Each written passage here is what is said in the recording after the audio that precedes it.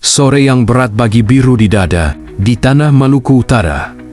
Gelora Kairaha menjadi tempat gersang untuk Maung, Bandung.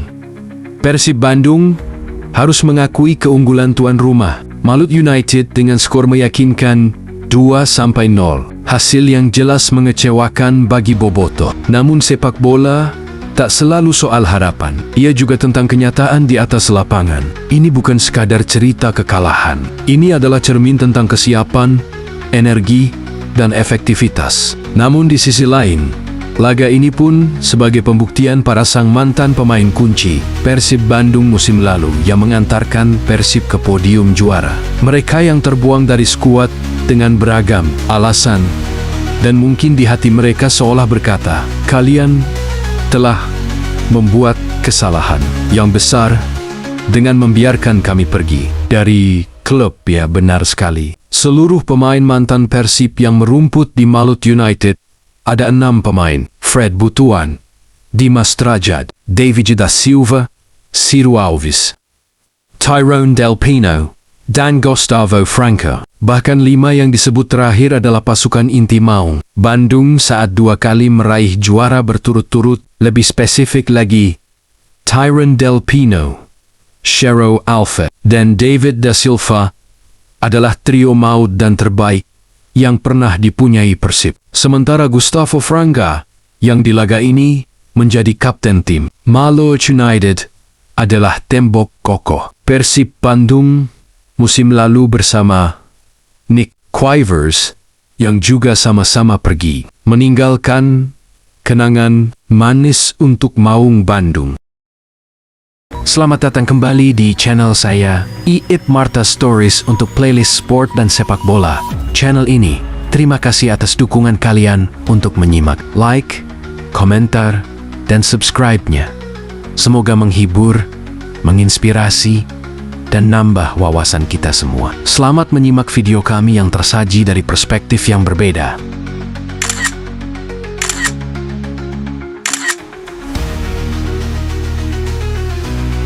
Rentetan kemenangan Persib Bandung di Super League harus terhenti. Maung Bandung dikalahkan Malut United. Malut United versus Persib Bandung berlangsung di Stadion Gelora Kairaha Ternate, Minggu 14 Desember tahun 2025. Persib kalah 0-2. Malut sempat mendapatkan hadiah penalti di menit ke-14 setelah Julio Cesar melakukan handball. David da Silva maju sebagai eksekutor, namun bola tembakannya bisa dibaca Teja Paku Alam. Malut baru bisa mencetak gol di menit ke-39.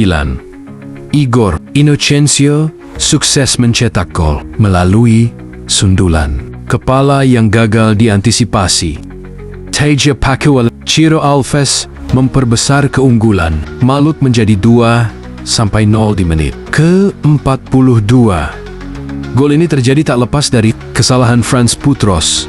Ada hal dramatis saat Ciro menangis sehabis melesakakan bola ke gawang Teja Paku Alam dan tidak melakukan selebrasi sebagai tanda ia masih menyimpan rasa sayang dan hormat untuk mantan klubnya tersebut. Persib mencoba mencari gol di babak kedua. Ada beberapa peluang tercipta, namun belum bisa dituntaskan dengan baik. Persib belum bisa mengembangkan permainan dengan baik.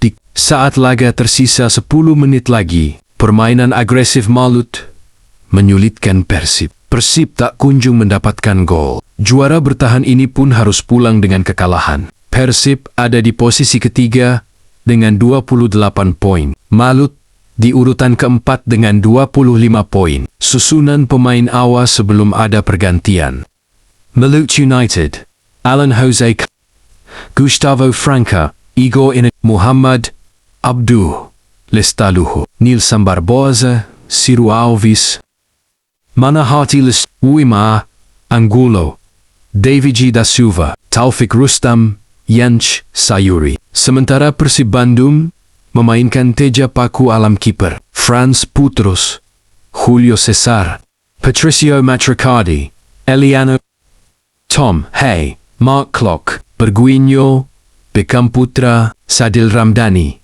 Andrew Jung.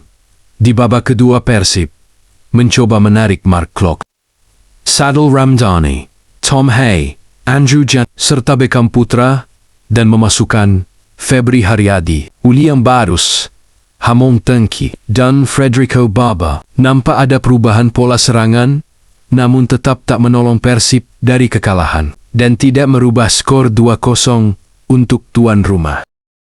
Sebagai tim besar yang terus membangun tim dan inovasi di banyak sektornya, yang juga dibanggakan oleh Bobotoh, tak seharusnya Persib mencari kambing hitam atau membuat narasi alasan yang tak perlu, seperti kelelahan tanpa pelatih kepala di pinggir lapangan, atau kondisi lapangan yang sering membuat pemain Persib terpeleset. Semuanya mudah dijawab dengan objektif dan gamblang bisa dilihat. Persib, konon, punya kedalaman skuad yang mumpuni, mental pemain yang teruji, dan nilai kontrak pemain paling mahal. Jadi, tak ada alasan untuk cari kambing hitam.